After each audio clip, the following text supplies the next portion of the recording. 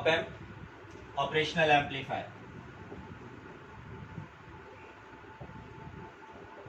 Operational amplifier ही lesson paper 1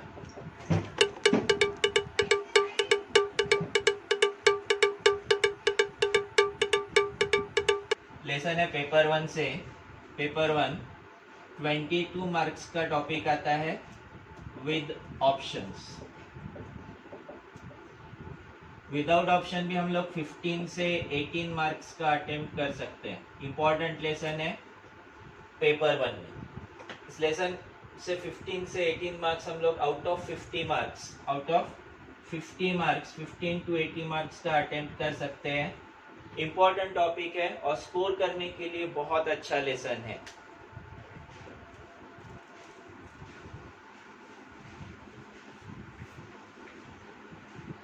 operational amplifier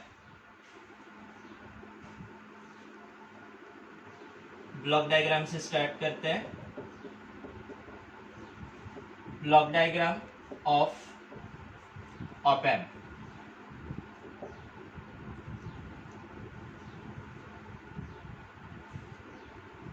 operational amplifier ये बनता है डिफरेंशियल एम्पलीफायर से।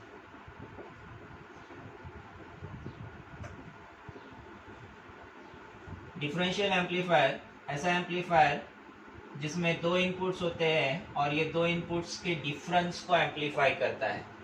ऐसा एम्पलीफायर जो दो इनपुट सिग्नल्स इन दो इनपुट सिग्नल्स के डिफरेंस को एम्पलीफाई करता है। डिफरेंशियल एम्पलीफायर 1 इनपुट हो गया इसमें V1 V2। इसका आउटपुट ये दिया जाता है second differential amplifier.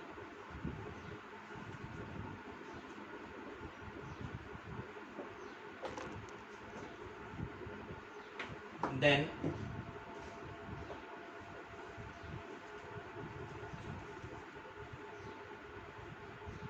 Ammeter follower इसी को बफर कहा जाता है। और लास्ट स्टेज आता है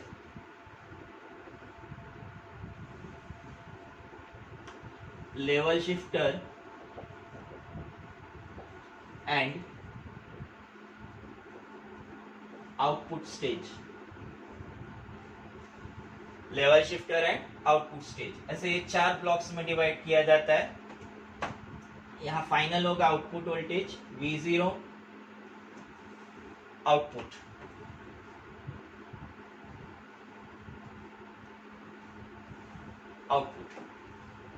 ये इनपुट हो गया। इसको दो इनपुट दिए जाते हैं। Differential amplifier first differential amplifier है। डिफरेंशियल एम्पलीफायर दो इनपुट सिग्नल के डिफरेंस को एम्पलीफाई करता है। Differential amplifier it amplifies difference between two input signals. इसका मेन रोल होगा डिफरेंस बोला। डिफरेंस मतलब जो कॉमन सिग्नल है इन दोनों पे अगर सेम सिग्नल है तो उन दोनों सेम सिग्नल को रिजेक्ट कर देगा। और यहाँ ये कॉमन सिग्नल जो रिजेक्ट होता है इस कॉमन सिग्नल को कहा जाता है noise signal. This differential amplifier 1 rejects noise signal. Noise मतलब अनवांटेड सिग्नल्स। ये अनवांटेड सिग्नल अगर एम्पलीफायर में जनरेट होते हैं, जैसे अगर यहाँ अगर एक ही इनपुट होता V1 इनपुट है, ये V1 इनपुट अप्लाई कर रहा है, इसके साथ साथ अगर नॉइज भी ऐड होता है तो ये नॉइज एम्पलीफाई होगा। एम्पलीफायर नाम दिया है, एम्पलीफाई होगा और एम्पलीफाई होके नेक्स्ट स्टेज पे जाएगा। नेक्स्ट स्टेज से फिर एम्पलीफाई होगा। तो नॉइज इनपुट होगा वो काफी एम्पलीफाई होते जाएगा। ये एम्पलीफाई नहीं होना चाहिए, इसलिए इसको स्टार्टिंग में ही रिड्यूस किया जाता है यूजिंग डिफरेंशियल एम्पलीफायर। कोई एक इनपुट अप्लाई करते हैं, अब नॉइज अगर आता है तो नॉइज दोनों में यहाँ पे और यहाँ पे दोनों जगह इंटर होगा। डिफरेंशियल एम्पलीफायर ये दोनों कॉमन सिग्नल को हटा देगा, रिजेक्ट्स नॉइज। और नॉइज हटाने के साथ साथ एम्पलीफायर नाम है तो ये सिग्नल को एम्पलीफाई भी करेगा। देन सेकेंड डिफरेंशियल एम्पलीफायर, इसके दो इनपुट्स है तो आउटपुट भी दो होते हैं। दोनों आउटपुट्स डिफरेंशियल एम्पलीफायर को सेकेंड डिफरेंशियल एम्पलीफायर में दिए जाते हैं। अब यहाँ नॉइस तो नहीं है, लेकिन इस सिग्नल को जो यहाँ पे आ रहा है इसे एम्पलीफाई करना है. This differential amplifier 2 provides further amplification. Differential amplifier 2 provides further amplification. Signal को और एम्पलीफाई करता है. नॉर्मली एम्पलीफायर का एक गेन फैक्टर होता है. एम्पलीफायर में गेन फैक्टर होता है. एम्पलीफायर का आउटपुट होता है gain multiplied by input. Amplification factor gain multiplied by input. अगर ये गेन 10 है, इस एम्पलीफायर का गेन 10 है, तो इसका आउटपुट आएगा, इनपुट अगर मैं वी आई कंसीडर करता हूँ तो आउटपुट होगा 10 multiplied by V I. Same इस डिफरेंशियल एम्पलीफायर का गेन अगर 10 कंसीडर करते हैं, दो डिफरेंशियल एम्पलीफायर दोनों आइडेंटिकल कंसीडर करते हैं, दोनों में 10 का गेन है. अब यहाँ पे 10 का गेन है, ये आउटपुट हो गया इसका 10 V I. Now this 10 V I is input to second differential amplifier. इसका आउटपुट फिर से गेन मल्टीप्लाइड बाय इनपुट होगा. इसका गेन है 10, इनपुट है 10 वी आई, तो टोटल आउटपुट होगा इसका 100 वी आई. जब डिफरेंशियल एम्पलीफायर हम लोग सीरीज में लगाते हैं तो गेन एम्पलीफाई होता है, गेन मल्टीप्लाई होके आगे इंप्रूव होता है. इसका जो दूसरा आउटपुट है ये ग्राउंड से कनेक्ट करते हैं. दूसरा आउटपुट ग्राउंड से कनेक्ट करते हैं और एमिटर फॉलोअर या बफर में एक ही इनपुट जाता है. दिस एमिटर फॉलोअर और buffer, this prevents overloading effect. Emitter follower और buffer provides overloading effect. Overloading normally जब डिवाइस स्टार्ट होता है तो उसे काफ़ी ज़्यादा करंट लगता है.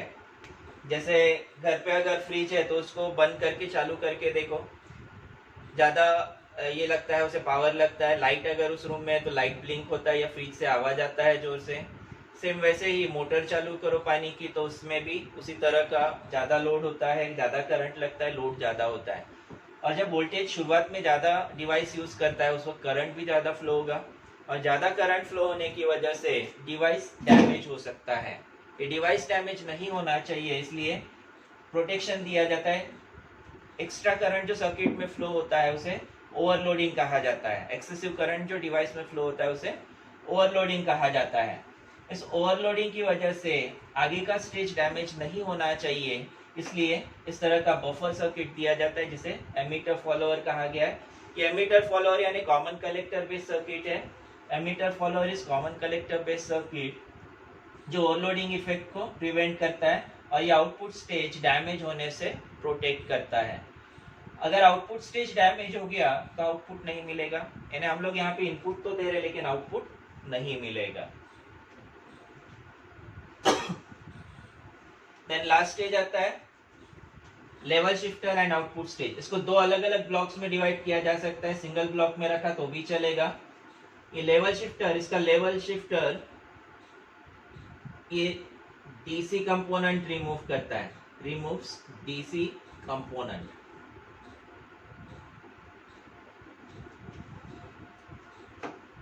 अगर हम लोग यहाँ से एसी इनपुट सिग्नल देते हैं, इनपुट सिग्नल अगर एसी देते हैं तो एक्सपेक्ट करते हैं कि आउटपुट में भी एसी मिले, लेकिन आउटपुट होता है एसी प्लस डीसी. एसी के साथ डीसी का कॉम्बिनेशन होता है. वो इसलिए कि जब डिफरेंशियल एम्पलीफायर, जो डिफरेंशियल एम्पलीफायर है, इस डिफरेंशियल एम्पलीफायर में ट्रांजिस्टर लगता है और इसे ऑपरेट होने के लिए डीसी सोर्स लगता है. तो जब हम लोग यहाँ पे इनपुट सिग्नल अप्लाई करते हैं तो इसके सप्लाई का कंपोनेंट इनपुट सिग्नल के साथ ऐड होता है. मैं एक्सपेक्ट करूंगा अगर एसी इनपुट दिया तो आउटपुट में एसी ही चाहिए. एसी के साथ इसका जो डीसी कंपोनेंट या इसका जो डीसी कंपोनेंट ऐड हुआ वो मुझे आउटपुट में नहीं चाहिए. अगर ये नहीं चाहिए तो इसको हटाना पड़ेगा. ये हटाता है लेवल शिफ्टर, इस डीसी कंपोनेंट को हटाता है लेवल शिफ्टर, और आउटपुट स्टेज सिर्फ आउटपुट से कनेक्ट होता है. ऑपरेशनल एम्पलीफायर एसी और डीसी दोनों सिग्नल पे ऑपरेट होता है.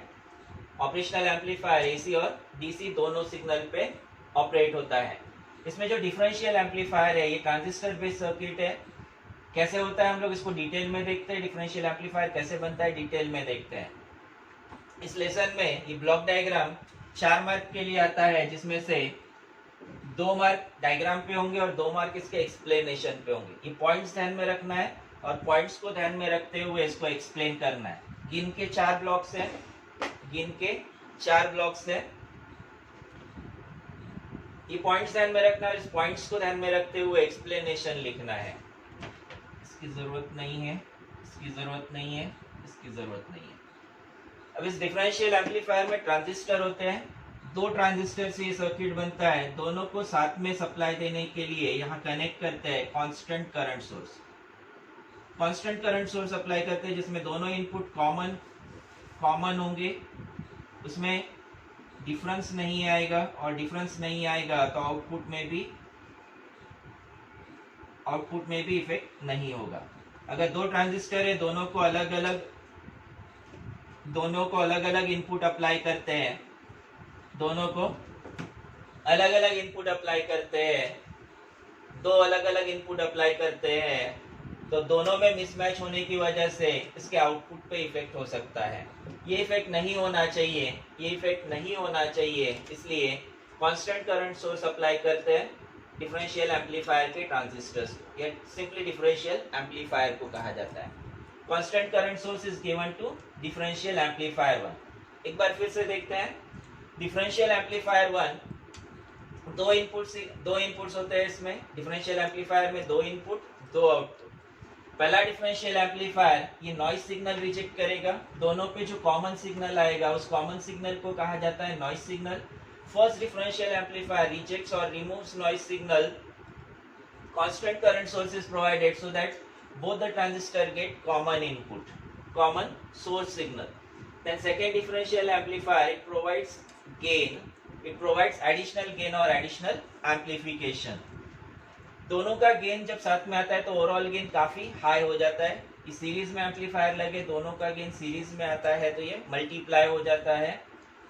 देन तीसरा स्टेज आता है एमिटर फॉलोअर और buffer. This is used to prevent overloading effect. Overloading की वजह से डिवाइस का कोई पार्ट डैमेज हो सकता है, डिवाइस डैमेज हो सकता है, वो डैमेज नहीं होना चाहिए, उसे प्रोटेक्ट करना है, उस वजह से एमिटर फॉलोअर और बफर दिया जाता है। Then last stage level shifter. This level shifter removes DC component from AC signal, या एसी कंपोनेंट, एसी सिग्नल जो भी इनपुट से प्रोवाइड किया गया है उस एसी कंपोनेंट से डीसी कंपोनेंट हटाता है। Output stage, it connect simply to output.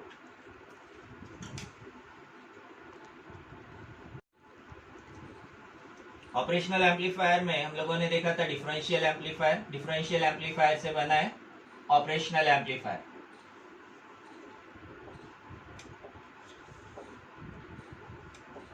Differential amplifier 2 transistor से बनता है।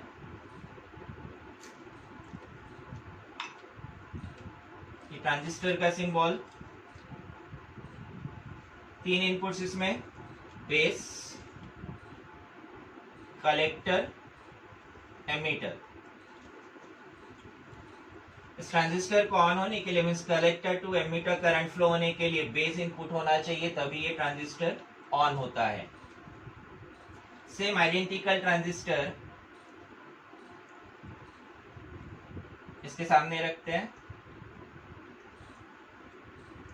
ट्रांजिस्टर बनाते वक्त इसका सिंबल देखो, एक मैंने फिर से देखते हैं। वर्टिकल लाइन, इस वर्टिकल लाइन पे 2 पॉइंट्स डिस्टेंस पे मार्क करते हैं। स्लैंट लाइन, ये स्लैंट ऊपर की तरफ, स्लैंट नीचे की तरफ, इन 2 पॉइंट्स के बीच में पॉइंट, और ये बीच वाला पॉइंट पीछे खींचने का, ये बनेगा बेस। इधर ऊपर बनेगा ये कलेक्टर, और नीचे बनता है एमीटर। एमीटर की तरफ एरो आता है, ये एरो ट्रांजिस्टर का टाइप बताता है। हम लोग इसके डिटेल में नहीं जाएंगे अभी, जितना जितना यहाँ पे रिक्वायर्ड है उतना उतना समझने की कोशिश करते हैं।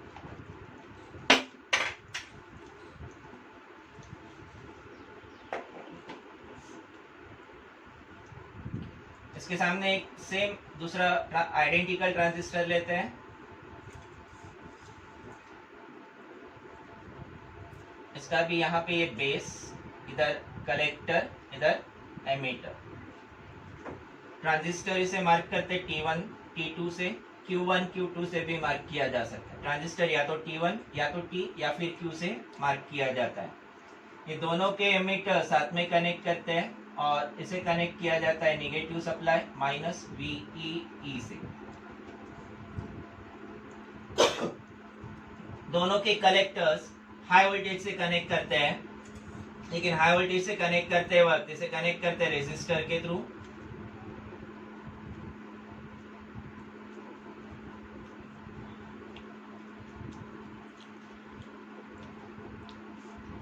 RC1 RC2 collector resistor 1 collector resistor 2, इन दोनों को आपस में कनेक्ट करते हैं और कनेक्ट करते हैं सप्लाई वोल्टेज VCC।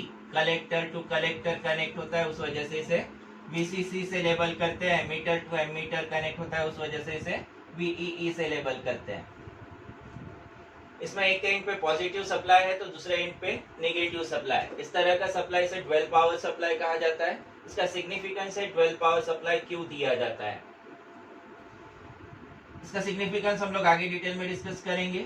अभी हम लोग मेन डिफरेंशियल एम्पलीफायर को समझते हैं। इसे इनपुट दिया जाता है बेस से, तो आउटपुट लिया जाता है कलेक्टर पे। इनपुट आएगा बेस से, आउटपुट लिया जाता है कलेक्टर पे। इस आउटपुट को Vx और इस आउटपुट को Vy से मार्क करते हैं और इन दोनों का डिफरेंस यानी output voltage V0। Collect transistor T1 का कलेक्टर, इसका आउटपुट मैंने मार्क किया है Vx। इस ट्रांजिस्टर का कलेक्टर इसे मार्क किया है कलेक्टर आउटपुट, ये वाला पॉइंट Vy से, और इन दोनों का डिफरेंस यानी आउटपुट वोल्टेज V0। देन बेस में इनपुट अप्लाई किया जाता है। This input can be AC और DC। डिफरेंशियल एम्पलीफायर में AC या DC दोनों इनपुट दिए जा सकते हैं। इसे V1 से मार्क करते हैं, दूसरा यहाँ पे V2 से मार्क करते हैं।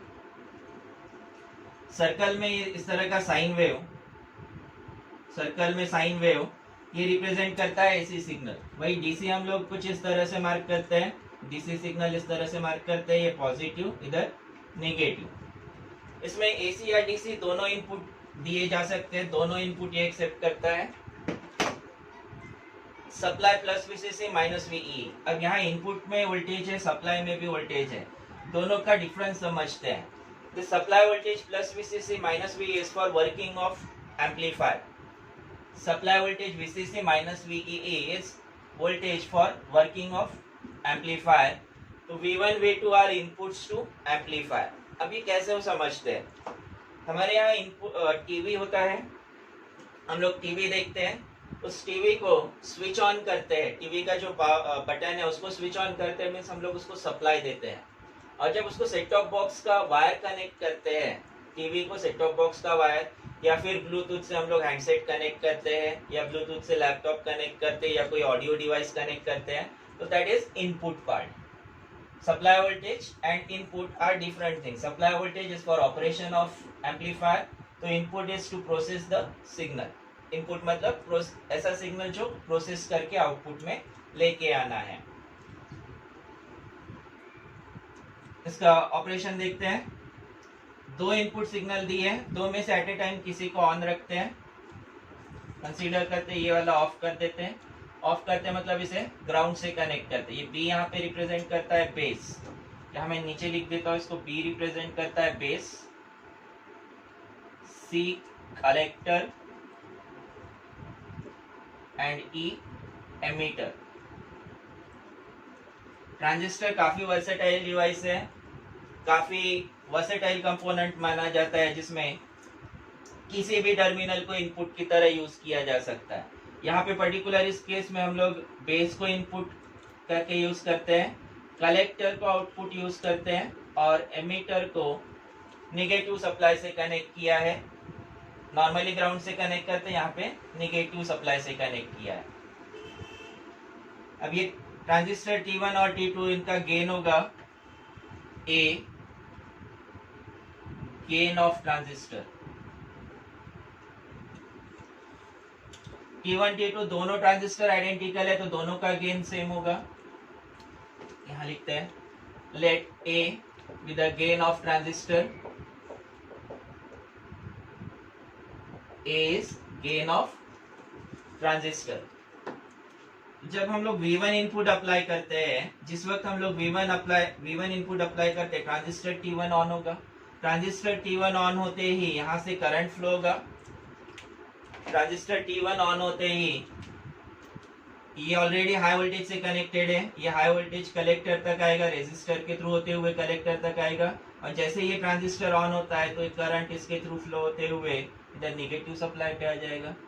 ये ट्रांजिस्टर ऑफ है तो यहाँ से ये करंट यहाँ तक ही फ्लो होगा, मीन्स Vy हाई पोटेंशियल पे आएगा, तो Vx लो पोटेंशियल पे कनेक्ट होगा।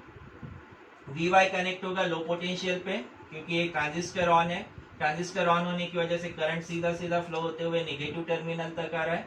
Vx कनेक्ट होगा नेगेटिव टर्मिनल से, तो वही Vy को अगर देखते हैं तो यहाँ ट्रांजिस्टर T2 जैसे इनपुट नहीं दिया हम लोगों ने, ये ऑफ कर दिया, इधर से ये इनपुट नहीं अप्लाई किया तो ट्रांजिस्टर T2 ऑफ है। ये ऑफ होने की वजह से करंट सिर्फ यहाँ तक ही फ्लो होगा, मीन्स Vy हाई पोटेंशियल पे है तो Vx लो पोटेंशियल पे है।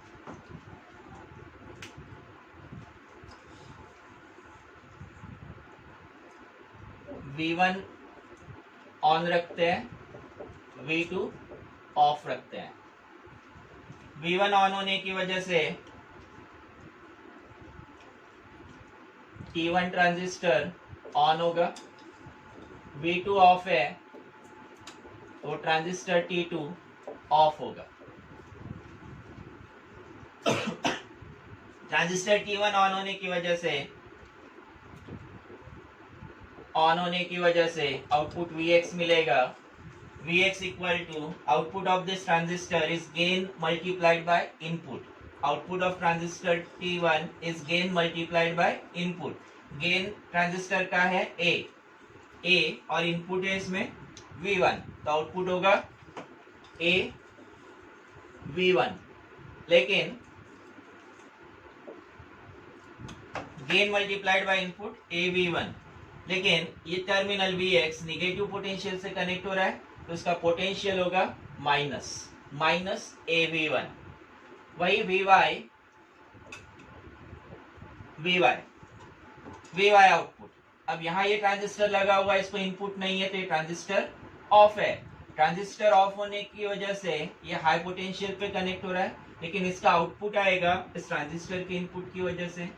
इस ट्रांजिस्टर में इनपुट है V1, तो इसका आउटपुट होगा A gain multiplied bye A V1, और ये हाई वोल्टेज पे पॉजिटिव सप्लाई पे है तो पॉजिटिव A V1। इसी तरह से अगर V1 को ऑफ कर देते हैं तो ट्रांजिस्टर T1 ऑफ हो जाएगा। V2 को ऑन करते हैं तो ट्रांजिस्टर T2 ऑन होगा। जैसे मैंने यहाँ पे V2 को ऑफ कर दिया था, अब V1 को ऑफ करते हैं और V2 अप्लाई करते हैं। अब ये ट्रांजिस्टर ऑफ है, अब ट्रांजिस्टर T2 ऑन है, ट्रांजिस्टर T1 ऑफ है। ट्रांजिस्टर T2 ऑन है तो करंट फ्लो होगा कलेक्टर टू एमीटर, तो Vy आ जाएगा निगेटिव पोटेंशियल पे और Vx ये पॉजिटिव पोटेंशियल पे होगा, क्योंकि ये ट्रांजिस्टर ऑफ है तो यहाँ करंट फ्लो नहीं हो पा रहा है, ये यहाँ से इतना ही फ्लो होगा। तो अब Vx पॉजिटिव पोटेंशियल पे आएगा as T1 is off। Vx equal to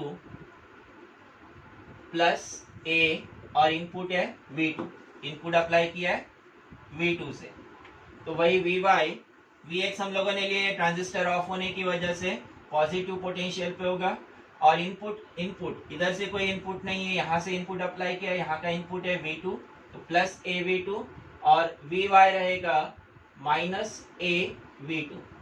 Vy minus Vy ये ट्रांजिस्टर ऑन होने की वजह से नेगेटिव पोटेंशियल पे है, minus A gain of transistor multiplied by input V2। तो हमारे पास Vx है, दो आउटपुट्स है, एक ट्रांजिस्टर T1 ऑन होने की वजह से और दूसरा ट्रांजिस्टर T2 ऑन होने की वजह से।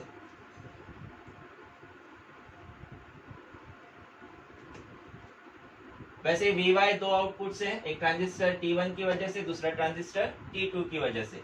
यहां हम लोग यूज करते सुपरपोजिशन थियरम का। Superposition theorem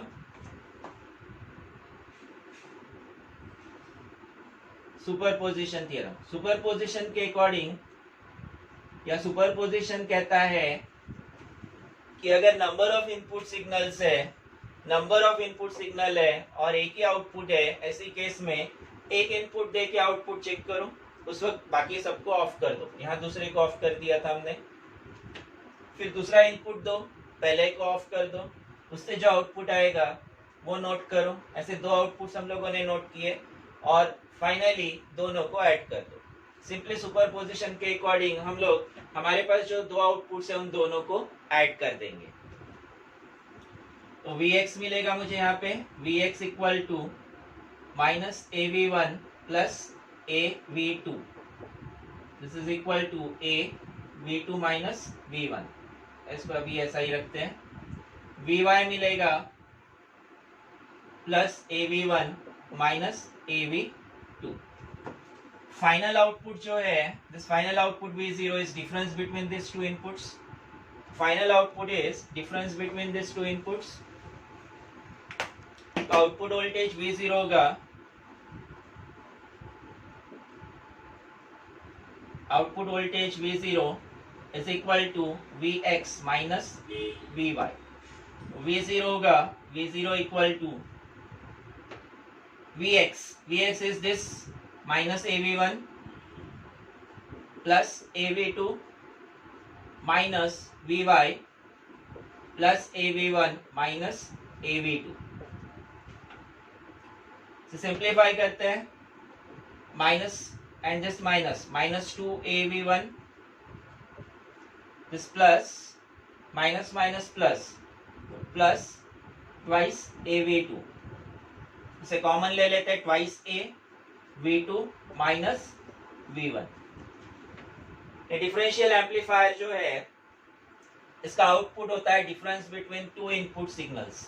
output is difference between two input signals. इसका आउटपुट Vx माइनस Vy ले सकते हैं या फिर Vy माइनस Vx लिया तब भी चलेगा। Vy माइनस Vx अगर करेंगे तो यहाँ पे ये V1 माइनस V2 आता है, बट अल्टीमेटली आएगा difference between two input signals.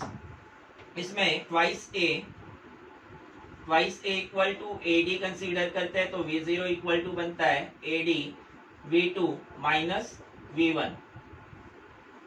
V0 equal to AD multiplied by V2 minus V1, where AD is differential mode gain. AD is differential mode gain. B base था, C collector, E emitter। Gain हम लोगों ने वहां लिखा है, AD यहाँ पे है differential mode gain, differential mode gain, and this AD is equal to twice A. AD is equal to twice A. Output voltage होता है V0 equal to gain, differential mode gain multiplied by difference between this two input signals. अब difference है मतलब ये common signal को reject करेगा, और सिर्फ डिफरेंट सिग्नल को एम्पलीफाई करेगा। And this common signal is noise signal. Common signal मतलब नॉइज सिग्नल को ये रिमूव करेगा और सिर्फ डिफरेंट सिग्नल को एम्पलीफाई करेगा। डिवाइसेस में या एम्पलीफाइंग सर्किट्स में नॉइज रिड्यूस करने के लिए एक अच्छा ऑप्शन है, एक अच्छा प्रोविजन है डिफरेंशियल एम्पलीफायर। दूसरा इसका खासियत ये है कि ये एसी और डीसी दोनों को अलाउ करता है। नॉर्मली जो ट्रांजिस्टर बेस्ड एम्पलीफायर होते हैं वो सिर्फ यहाँ से इतना स्टार्ट होके यहाँ खत्म हो जाता है। एक ट्रांजिस्टर बेस्ड एम्पलीफायर है, सिंगल ट्रांजिस्टर बेस्ड एम्पलीफायर है, तो एक ट्रांजिस्टर का एम्पलीफायर इतना बनता है। यहाँ इनपुट देते हैं, यहाँ आउटपुट लेते हैं, ये सप्लाई से कनेक्ट करते हैं और इधर ये ग्राउंड से कनेक्ट करते हैं।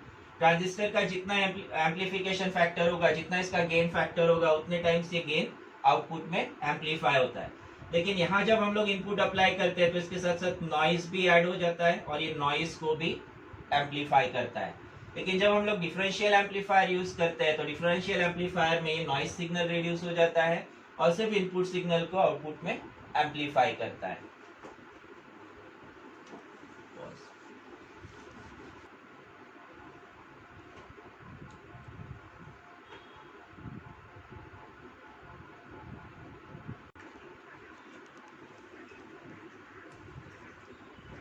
Then ideal characteristics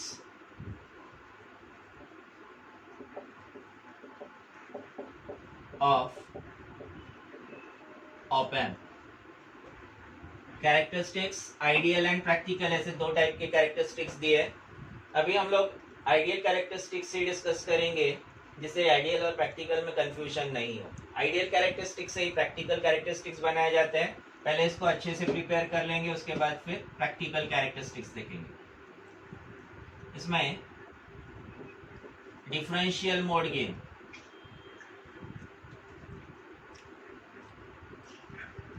differential mode gain AD infinite होता है। दो इनपुट सिग्नल्स का डिफरेंस, उसको एम्पलीफाई करने वाला जो यहाँ गेन है, this gain AD is infinite. Common mode gain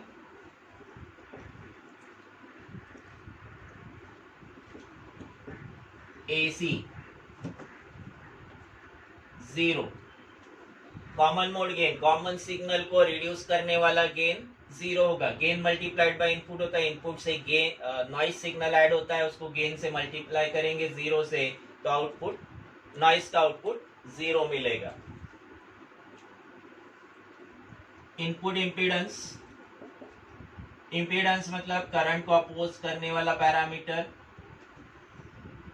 जिसे रेजिस्टेंस कहा जाता है, लेकिन यहाँ रेजिस्टेंस में सिर्फ रेजिस्टर के लिए रेजिस्टेंस वर्ड यूज करते हैं। बाकी कंपोनेंट्स, बाकी जितने भी कंपोनेंट्स हैं उनको उनसे करंट को अपोज करने वाला जो पैरामीटर है, उस पैरामीटर को कहा जाता है इम्पीडेंस। इनपुट इम्पीडेंस ये रिप्रेजेंट करते हैं Z से, इम्पीडेंस रिप्रेजेंट किया जाता है Z से, ZI। Input impedance is infinite.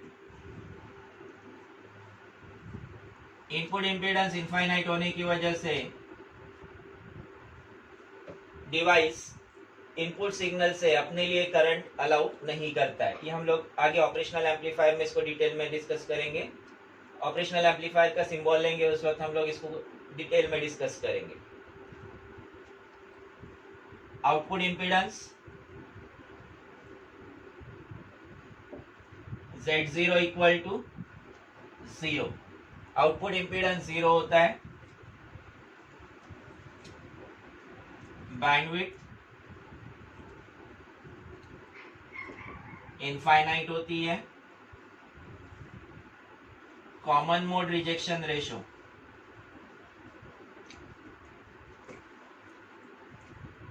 Common mode rejection ratio, common signal को रिजेक्ट करने वाला ratio CMRR, the CMRR is infinite।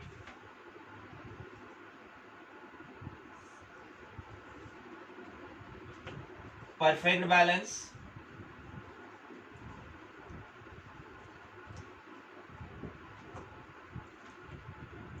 perfect balance means that is V0 is V0 equal to 0 if V1 equal to V2।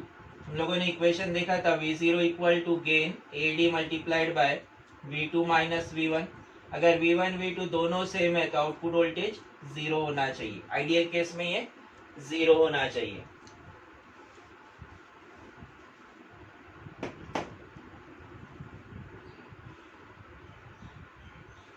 इतने parameter अच्छे से ध्यान में रखना है। Ideal characteristics, differential mode gain AD is infinite, common mode gain AC is 0, input impedance infinite, output impedance 0, bandwidth infinite, common mode rejection ratio infinite, perfect balance that is V0 equal to 0 if V1 equal to V2।